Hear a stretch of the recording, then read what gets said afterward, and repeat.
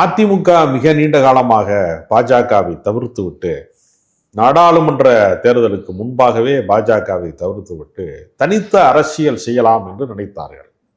அதுக்கு இரண்டு அரசியல் கணக்குகள் இருந்தது. ஒன்று, மத்திய அரசாங்கம் மாறிவிடும், மோடியின் சாம்ராஜ்யம் முடிவுக்கு வந்துவிடும் என்று நம்பினார்கள்.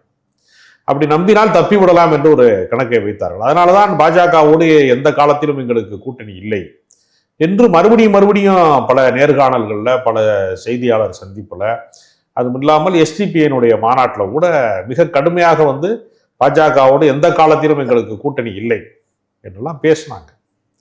ஆனால் அவர்களால் நீடிக்க முடிந்ததா, நிலைக்க முடிந்ததா, அந்த வார்த்தையை காப்பாற்ற முடிந்ததா அப்படின்னு கேட்டால் எதுவுமே முடியலை.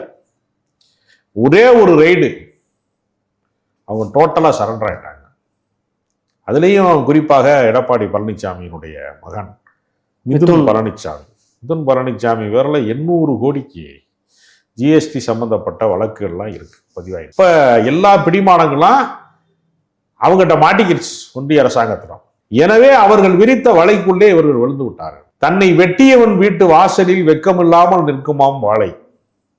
தன்னை வெட்டியவன் வீட்டு வாசலில் வெக்கமே இல்லாமல் நிற்குமாம் வாழை. தன்னை வீழ்த்தியவன் கால்களிலேயே வீழ்ந்து கிடப்பான் போலை. இதுதான் இப்ப அதிமுகவுடைய நிலைப்பாடு.